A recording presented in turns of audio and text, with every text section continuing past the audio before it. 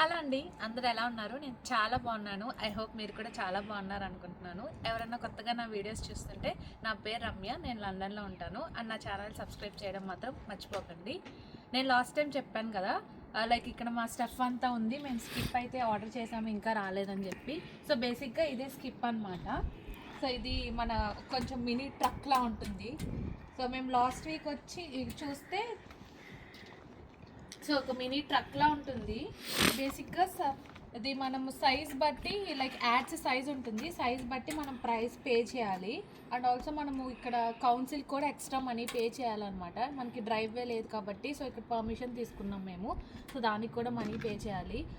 నేనేం సజెషన్ ఇస్తానంటే, మీరు ఎప్పుడన్నా వర్క్ స్టార్ట్ చేస్తున్నారనుకోండి, ఇలా రినోవేషన్ వర్క్స్, మీ వర్క్ స్టార్ట్ అవ్వక ఒక 2 వీక్స్ ముందే స్కిప్ని అయితే హైర్ చేసుకోండి.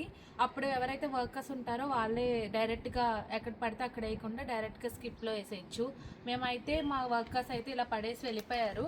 ఎందుకంటే ఇక్కడ వర్కర్స్ వచ్చేసేటప్పటికి 1 డేలోనే ఒక 2-3 కాంట్రాక్ట్స్ చేస్తారనమాట. వాళ్ళు చాలా బిజీగా ఉంటారనమాట. సో వీటన్నిటికి కూడా మనం మళ్ళీ ఎక్స్ట్రా మనీ పే చేయాలి. సో అది ఎందుకులే అని చెప్పి మేమే ఇంకా ఈ స్కిప్లో వేసేసుకుందాం అని చెప్పి వచ్చాము. సో ఈ రోజు అనమాట ఇది పెద్ద టాస్క్, ఇవన్నీ కూడా స్కిప్లో వేసుకోవాలి. అది one of the first task. And మీకు ఇంకా చూపిస్తాను ఇంకా ఏమేమి వర్క్ స్టార్ట్ అయ్యని చెప్పి. ఇంక ఇలా లోపలికి వస్తే నేను లాస్ట్ వీక్ మెన్షన్ చేశాను కదా, పెయింటింగ్ వర్క్ స్టార్ట్ చేసామని చెప్పి. సో మేము ఏం చేసామంటే, ఇది ఏమీ మార్చకుండా దీనికి తగ్గట్టే కలర్ సెలెక్ట్ చేసుకున్నాం అనమాట. సో ఇది గూస్ డౌన్ కలర్ అయితే చాలా బాగా వచ్చింది. మేము ఎక్స్పెక్ట్ చేయలేదు, బట్ బాగా వచ్చింది. మాకు ఆ పెయింటింగ్ ఆయన సజెస్ట్ చేశారు. సో ఇదంతా కూడా గూస్ డౌన్ కలర్ వేయించేసాము. ఎవరికైనా కావాలంటే కనుక మీరు కూడా వేయించుకోవచ్చు. ఇప్పుడు కొంచెం ట్రెండింగ్లో ఉంది కలర్. అండ్ ఆల్సో మేము డోర్స్ కూడా గూస్ డౌన్ కలర్ వేయించేస్తున్నాము. And coming to the kitchen కూడా మొత్తం ఇలా గూస్ డౌన్ కలర్ వేయించేస్తున్నాము. ఎందుకంటే మాది కిచెన్ క్యాబినెట్స్ వచ్చేసి కూడా గ్రే కలర్, సో వాటికి మ్యాచ్ అయ్యేటట్టు బాగుంటుందని చెప్పి ఇది మొత్తం గూస్ డౌన్ కలర్ వేయించేసాము అనమాట. ఈ సైడ్ అయితే వదిలేసాము ప్రస్తుతానికి, జస్ట్ ఒక లేయర్ ఆఫ్ కోటింగ్ వేయమని చెప్పాము. ఎందుకంటే మొత్తం అంతా ఇక్కడ కబోర్డ్స్ అను ఇక్కడ ఈ టైల్స్ ఏదైతే ఉన్నాయో కింద టైల్స్ ఇక్కడ స్ప్లాష్ బ్యాక్ లో వస్తాయి అనమాట. సో అందుకని చెప్పి జస్ట్ ఒక లేయర్ ఆఫ్ కోటింగ్ వేస్తారు, అదొకటి పెండింగ్ ఉంది. పెయింటింగ్ వర్క్స్ అయితే చాలా బాగా చేశారు వాళ్ళు. ఎక్కడెక్కడన్నా ఏమన్నా లైక్ బంప్స్ అలా ఉంటాయి కదా, వాటిని ప్లాస్టరింగ్ వేసి అంతా నీట్గా చేశారు. పెయింటింగ్ వర్క్ అయితే చాలా హ్యాపీ.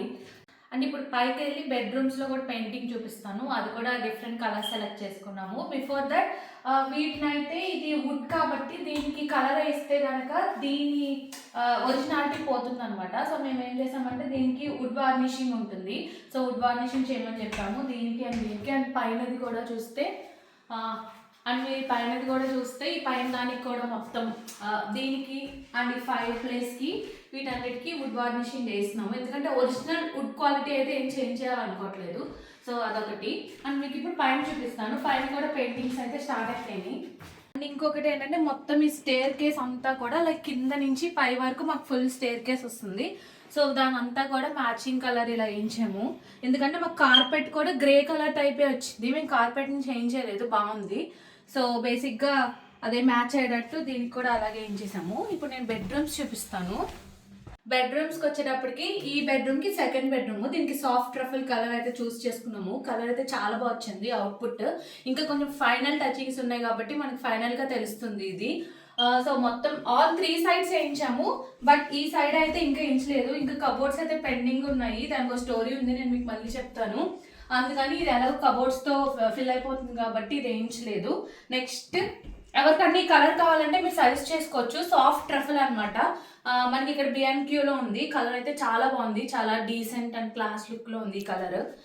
అండ్ ఒకవేళ మీకు అసలు మీ బెడ్రూమ్కి నిజంగానే సూట్ అవుతుందా లేదా అనుకుంటే B&Qలో చిన్న చిన్న శాంపిల్స్ ఉంటాయి అనమాట.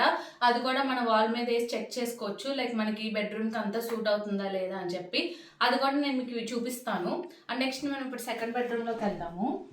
అండ్ ఇది వచ్చేటప్పటికి మెయిన్ బెడ్రూమ్. నాకు ఎందుకో దీనికి కొంచెం బ్రైట్ కలర్ కావాలనిపించింది, సో ఈ కలర్ సెలెక్ట్ చేసుకున్నాము.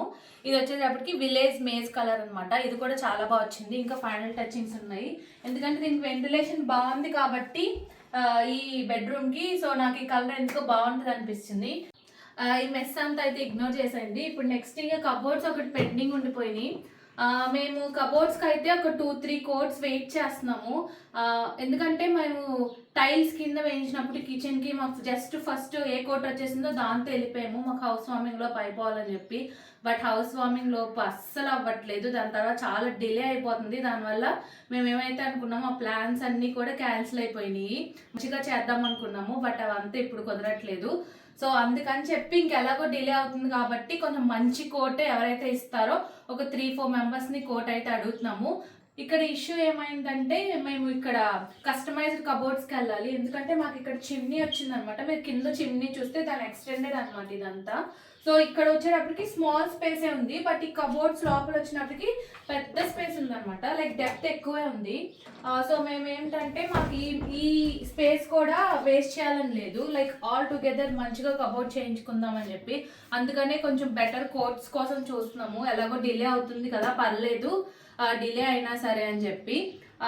అదనమాట, అందువల్లే కబోర్డ్స్ ఒకటి ఆగినాయి. ఆల్రెడీ 2-3 మెజర్మెంట్స్ అయితే తీసుకున్నారు. వన్స్ అదంతా సెట్ అయిన తర్వాత మేము కూడా మంచి కోట్ ఎవరైతే ఇస్తారో, ఎందుకంటే మాకు స్లైడింగ్ డోర్స్ కావాలని ఉంది 2 bedrooms-కి, కొంచెం మ్యాట్ అండ్ గ్లోసీ ఫినిష్తో కావాలని ఉంది. సో అదే చూస్తున్నాం అనమాట. అది అయిపోతే ఇంకా కబోర్డ్స్ అయిపోతే మోస్ట్లీ వర్క్ అంతా ఆల్మోస్ట్ అయిపోయినట్టే. ఇంకా కిచెన్ కూడా నాకు తెలిసి గృహప్రవేశం అయిపోయిన తర్వాత ఒక 3-4 days-లో అయిపోతుంది. సో మ్యాక్స్ ఒక 2 weeks-లో అయితే వర్క్ అంతా అయిపోతుంది. అండ్ మీకు ఇంకొకటి చెప్పలేదు కదా, ఎవరన్నా ఇలాగా యూకేలో హౌస్ తీసుకుంటున్నారంటే, ఇప్పుడు మా హౌస్ చూస్తే కనుక మాకు టెర్రస్డ్ హౌస్ అనమాట. అంటే ఏంటంటే ఇటు పక్కన హౌస్ ఉంటుంది, అటు పక్కన హౌస్ ఉంటుంది, లైక్ వాల్స్ అన్ని అటాచ్డ్గా ఉంటాయి. సో ఇప్పుడు మేము ఇదేమన్నా కదిలిచ్చామనుకో పక్కన హౌస్ వాళ్ళకి డిస్టర్బెన్స్ ఉంటుంది కాబట్టి. సో మీరు ఇప్పుడు ఏమైనా రినోవేషన్స్ వర్క్స్ చేసుకుంటున్నారనుకో మీ హౌస్లో ఏమన్నా, ముందే మీ పక్కన అటు వాళ్ళకి ఇటు వాళ్ళకి ఇన్ఫార్మ్ చేయండి, సో దట్ వాళ్ళకి ఏ డిస్టర్బెన్స్ ఉండదు. లేకపోతే మనం ఇన్ఫార్మ్ చేయలేదనుకో వాళ్ళు వెళ్ళి కౌన్సిల్ కంప్లైంట్ ఇస్తారనమాట. మళ్ళీ కౌన్సిల్ వాళ్ళు వచ్చి మన హౌస్ అంతా చెక్ చేసుకొని ఇంకేమైనా పెద్ద ఇష్యూ అయితే ఫైన్ కూడా వేస్తారు. సో మనం ముందే ఏదైనా వర్క్ చేస్తున్నప్పుడు ఖచ్చితంగా మన పక్కన వాళ్ళకైతే ఇన్ఫార్మ్ చేయాలి, ఇలా కొంచెం వర్క్స్ జరుగుతున్నాయని చెప్పి. సో అంత ఇష్యూ అయితే ఏముండదు. ఒకవేళ ఎవరైనా యూకేలో హౌస్ ప్లాన్ చేసుకుంటున్నారంటే ఇది మాత్రం ఖచ్చితంగా చేయండి, మీ పక్కన నైబర్స్కి అయితే ఇన్ఫార్మ్ చేయండి. అదనమాట. సో ఇది ప్రస్తుతానికి హౌస్ పరిస్థితి. ఇంకా మేమే క్లీన్ చేసుకోవాలి. ఇక్కడ వర్కర్స్ అయితే చాలా కాస్ట్లీ అండ్ మెటీరియల్ కూడా చాలా కాస్ట్లీ. సో బేసిక్గా అన్నీ ఆల్మోస్ట్ బయట ఇచ్చేసాము, బట్ చిన్న చిన్న క్లీనింగ్ ఉంటుంది కదా, ఎందుకంటే జస్ట్ గృహప్రవేశానికి ఇంకా 4 days ఉంది.